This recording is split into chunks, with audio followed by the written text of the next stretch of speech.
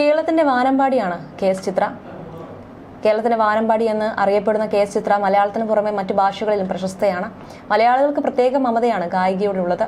വിവിധ ഭാഷകളിലായി 25,000 ഗാനങ്ങൾ ചിത്ര പാടിയിട്ടുണ്ട്. A.R. റഹ്മാൻ, ഇളയരാജ, M.M. കീരവാണി തുടങ്ങിയ സംഗീത സംവിധായകരുടെ അനശ്വരമായ ഗാനങ്ങൾ പാടാൻ ചിത്രയ്ക്ക് കഴിഞ്ഞു. 59-ാം വയസ്സിലും ചിത്രയുടെ സ്വരമാധുര്യത്തിന് കോട്ടം തട്ടിയിട്ടില്ല. മലയാളികളുടെ സങ്കടവും പ്രണയവും സന്തോഷവും എല്ലാം ചിത്രയുടെ ശബ്ദത്തിലൂടെ നമ്മൾ ആഘോഷിച്ചിട്ടുണ്ട്. എങ്കിലും വ്യക്തി ജീവിതത്തിൽ ഇന്നും തീരാത്ത വേദന ഉള്ള ഒരാളാണ് ചിത്ര. വർഷങ്ങളുടെ കാത്തിരിപ്പിന് ശേഷം കിട്ടിയ മകളെ കണ്ട് കൊതി തീരും മുമ്പ് കെ.എസ്. ചിത്രയ്ക്ക് പിരിയേണ്ടി വന്നു. മകൾ നന്ദനയുടെ ഓർമ്മ ദിനത്തിൽ ഗായിക പങ്കുവയ്ക്കാറുള്ള കണ്ണീർ കുറിപ്പുകൾ എല്ലാവരുടെയും കണ്ണുകളെ ഈറൻ അണിയിക്കാറുണ്ട്. 2002-ലാണ് കെ.എസ്. ചിത്രയ്ക്കും ഭർത്താവ് വിജയ് ശങ്കറിനും മകൾ പിറന്നത്. അന്ന് മുതൽ മകളായിരുന്നു ഇരുവരുടെയും ലോകം. എന്നാൽ ഒരുപാട് നാൾ ആ സന്തോഷം നീണ്ടു നിന്നില്ല. 2011-ൽ ദുബായിലെ വില്ലയിൽ നീന്തൽക്കുളത്തിൽ വീണ് 9 വയസ്സുകാരിയായ നന്ദന മരിച്ചു. പിന്നീട് ഏറ്റവും പ്രിയപ്പെട്ട സംഗീതം അടക്കം ഉപേക്ഷിച്ച് ചിത്ര വീടിനുള്ളിൽ തന്നെ ഒതുങ്ങിക്കൂടി. പ്രിയപ്പെട്ടവരുടെ പ്രോത്സാഹനമാണ് സംഗീത ലോകത്തേക്ക് തിരിച്ചു വരാൻ തന്നെ സഹായിച്ചതെന്ന് പറയുകയാണിപ്പോൾ ഗായിക. മകളുടെ വേർപാടിന് ശേഷം ഗുരുവായൂർ അമ്പലത്തിൽ പോകുന്നത് പോലും നിർത്തിയിരുന്നുവെന്ന് ഐ എം വിത്ത് ധന്യവർമ്മയ്ക്ക് നൽകിയ അഭിമുഖത്തിൽ ചിത്ര പറഞ്ഞു. മകളുടെ മരണശേഷം ഞാൻ പാട്ടിലേക്ക് തിരിച്ചു വന്നത് ഏറെ നാൾ കഴിഞ്ഞാണ്. എന്നെ പാട്ടിന്റെ ലോകത്തേക്ക് തിരിച്ചു കൊണ്ടുവരാനായി ഏറ്റവും കൂടുതൽ വർക്ക് ചെയ്തത് രഞ്ജിനിയും വിജയ് ടിവിയിലെ ചില ആളുകളുമാണ്. ഞാൻ വന്നാലേ ഷൂട്ട് തുടങ്ങുമെന്ന് തീരുമാനത്തിലായിരുന്നു അവർ. ഏഷ്യാനെറ്റിൽ നിന്ന് രഞ്ജിനി എല്ലാ മാസവും അയക്കുമായിരുന്നു എന്നെ കൺവിൻസ് ചെയ്ത് തിരിച്ച് കൊണ്ടുവരാൻ വേണ്ടി. അപ്പോഴൊന്നും ഞാൻ അതിന് തയ്യാറായിരുന്നില്ല. ആ സമയത്താണ് ലതാജിയുടെ പേരിലുള്ള ഒരു അവാർഡിന് എന്നെ സെലക്ട് ചെയ്തത്. ഹൈദരാബാദിലായിരുന്നു ചടങ്ങ്. ഞാൻ തന്നെ പോയി വാങ്ങണമായിരുന്നു. അന്ന് ഞാൻ പുറത്തു പോകാനുള്ള മാനസികാവസ്ഥയിലായിരുന്നില്ല. ചടങ്ങിന് പോയെങ്കിലും പാട്ടൊന്നും പാടിയിരുന്നില്ല. പിന്നീട് കുറെ നാളുകൾക്ക് ശേഷം ഇളയരാജ സാറിന്റെ കോൺസേർട്ടിൽ ഭാഗമായപ്പോഴാണ് വീണ്ടും പാടി തുടങ്ങിയത്. എനിക്ക് കൗൺസിലിംഗ് തരാൻ ഒരുപാട് പേർ വന്നു. വെൽവിഷേഴ്സ് ആയവരും എനിക്ക് പരിചയമില്ലാത്തവരും രവീന്ദ്രൻ മാഷിന്റെ ശോഭ ചേച്ചി വരുമായിരുന്നു. പലരുടെയും കഥകൾ പറഞ്ഞു തരുമായിരുന്നു. വീട്ടിൽ നിന്നും എല്ലാവരും പറഞ്ഞുകൊണ്ടും രാജസാർ നിർബന്ധിച്ചുകൊണ്ടുമാണ് അദ്ദേഹത്തിന്റെ കോൺസേർട്ടിൽ പാടിയത്. മൂടിക്കെട്ടി അകത്തിരിക്കുന്നതിലൂടെ കൂടെയുള്ളവരുടെ ജീവിതം ദുരിതപൂർണ്ണമാകുമെന്നല്ലാതെ ഒരു ഉപകാരവുമില്ല.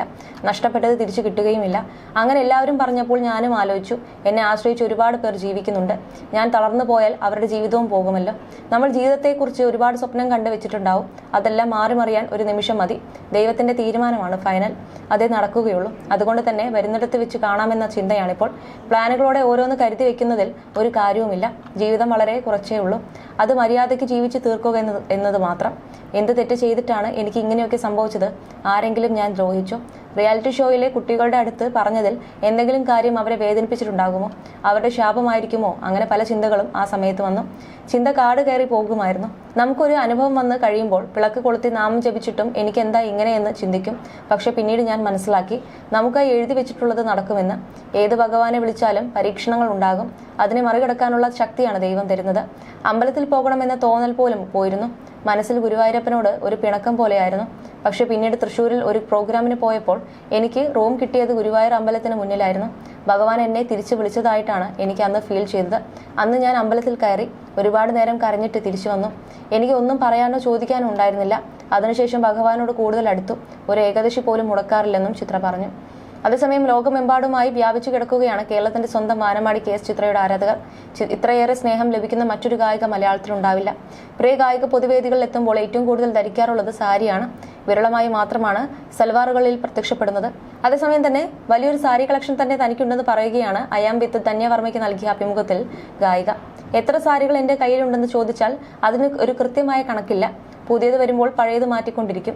കൃത്യമായി എത്ര സാരി ഉണ്ടെന്ന് അറിയില്ലെങ്കിലും 1000-ന് മുകളിലുണ്ടാകും. ഷോപ്പിങ്ങിന് പോകുമ്പോൾ ചില സാരികൾ കാണുമ്പോൾ ഇത് എനിക്കും വേണമെന്ന തോന്നലുണ്ടാകും. പിന്നെ ഞാൻ ഉടുക്കുന്ന സാരികളെല്ലാം ഞാൻ വാങ്ങുന്നതല്ല. പലതും പലരുടെയും സമ്മാനമാണ്. അവയിൽ ചിലത് എനിക്ക് ഇഷ്ടമുള്ളതാകും. ചില സ്റ്റഫുകൾ എനിക്കിഷ്ടമല്ല. ആഗ്രഹിച്ച് തന്നതാണല്ലോ, ഞാൻ ഉടുത്ത് കാണാൻ അവർ ആഗ്രഹിക്കുമല്ലോ എന്ന തോന്നൽ കാരണം ചില സാരികൾ ഞാൻ ഉടുക്കും. തൃപ്തിയില്ലെങ്കിലും ധരിക്കും. സമ്മാനം തന്നവരെ സന്തോഷിപ്പിക്കാൻ വേണ്ടി ഉടുക്കുന്നതാണത്. പിന്നെ ഒരുപാട് സാരികൾ എനിക്ക് ഗിഫ്റ്റ് കിട്ടാറുണ്ട്. ഇന്നലെയും കിട്ടി 2 എണ്ണം. സ്റ്റാർ സിംഗറിന്റെ ഷൂട്ടിന് വന്നവർ കൊണ്ടുവന്ന് തന്നതാണ്. ഒരുപാട് വണ്ണം തോന്നിപ്പിക്കാത്തതും ഉടുത്താൽ സുഖമുള്ളതുമായ സാരികൾ ധരിക്കാനാണ് എനിക്ക് ഇഷ്ടം എന്ന് ചിത്ര പറയുന്നു. ദേഷ്യം വരാറുള്ള കൂട്ടത്തിലാണ് താനെന്നും ചിത്ര പറയുന്നു. ദേഷ്യം വന്നാൽ ഞാൻ ഒച്ചയെടുക്കും. കുറച്ച് ശബ്ദം മാത്രമേ ഉണ്ടാക്കൂ. ഒരുപാട് ഒച്ചയിട്ടാൽ തൊണ്ട പോകും. ഭയങ്കരമായി ദേഷ്യം വരുമ്പോൾ പല്ല് കടിക്കുന്ന സ്വഭാവമുണ്ട്. എന്റെ ദേഷ്യം ഏറ്റവും കൂടുതൽ കാണിക്കുന്നത് ഭർത്താവ് വിജയൻ ചേട്ടൻ തന്നെയാണ്. എന്തെങ്കിലും പറഞ്ഞ ശേഷം ഞാൻ മൗനം ആചരിക്കും താരം പറഞ്ഞു. സോഷ്യൽ മീഡിയയോടും തനിക്കുള്ള ഭയത്തെക്കുറിച്ചും ഗായിക മനസ്സ് തുറന്നു. സോഷ്യൽ മീഡിയ പേടിയാണ് എനിക്ക്. എവിടെ പോയാലും ആരെങ്കിലും ഫോണും കൊണ്ട് കൂടെ നടക്കുമല്ലോ. അത് കാണുമ്പോൾ ഭയമാണ്. ദൈവമേ, ഇവർ ഏത് ഭാഗവും കട്ട് ചെയ്തിടാൻ പോകുന്നതെന്നോർത്ത്. 1-2 അനുഭവങ്ങൾ ഉണ്ടായതുകൊണ്ടാണ് പേടി. അടുത്തിടെയായിരുന്നു അതിലൊന്ന്. രവീന്ദ്രൻ മാഷിന്റെ പേരിൽ ഒരു അവാർഡ് ഉണ്ടായിരുന്നു. ചടങ്ങ് കൊച്ചിയിൽ വെച്ചാണ് നടന്നത്. ആ ഫംഗ്ഷനിൽ പങ്കെടുക്കാനായി ചെന്ന് ഞാൻ കസേരയിൽ ഇരുന്നതേ ഉള്ളൂ. ബൊക്ക പോലും മാറ്റിയിട്ടില്ല. അതിനർത്ഥം സെറ്റിലായിട്ടില്ല എന്നാണ്. പരിചയക്കാരെല്ലാം അടുത്ത് വന്ന് സംസാരിക്കുന്നുമുണ്ട്. അപ്പോഴേക്കും പിറകിൽ നിന്നും ഒരു അമ്മ വന്നു. ഫോട്ടോ എടുക്കാൻ വന്നതാണ്. അതിന്റെ ഇടയിൽ അവരുടെ കൈകൾക്കിടയിൽ എൻ്റെ മുടി അമർന്നു. അന്ന് തലയിൽ വേറൊരു വെപ്പ് മുടി കൂടി വെച്ചിരുന്നു. ഒരു പബ്ലിക് ഫംഗ്ഷനിൽ വെച്ച് അത് ഊരി വീണാൽ നാണക്കേടാവില്ലേ? അവരുടെ കൈകൾ മുടിയിൽ അമർന്നപ്പോൾ എൻ്റെ തലയും ചെറുതായി വലിഞ്ഞു. അവരുടെ കൈ എനിക്ക് തട്ടി മാറ്റാൻ കഴിയില്ലല്ലോ. അതുകൊണ്ട് തന്നെ മുടിയിലാണ് കൈ അമർന്നിരിക്കുന്നതെന്ന് അവരോട് ഞാൻ പറഞ്ഞു. ആ പറയുന്ന ഭാഗം കട്ട് ചെയ്ത് ആരൊക്കെയോ സോഷ്യൽ മീഡിയയിൽ ഇട്ടു. അതിനുശേഷം ചീത്ത വിളിച്ചുള്ള കമന്റുകൾ ആ വീഡിയോയ്ക്ക് വന്നു. ഞാൻ സോഷ്യൽ മീഡിയ നോക്കുന്നയാളല്ല, പക്ഷെ ആരെങ്കിലും എനിക്കെല്ലാം അയച്ചു തരും. അങ്ങനെയാണ് ഞാൻ പലതും കാണുന്നത്. ആ സ്ത്രീക്ക് ശേഷവും ഒരുപാട് പേർ വന്ന് ഫോട്ടോ എടുത്തു പോയി. പക്ഷെ മുടിയെന്ന് ഞാൻ ആ സ്ത്രീയോട് പറഞ്ഞതാണ് പ്രശ്നമായതെന്നും അനുഭവം വിവരിച്ച് KS ചിത്ര പറഞ്ഞു.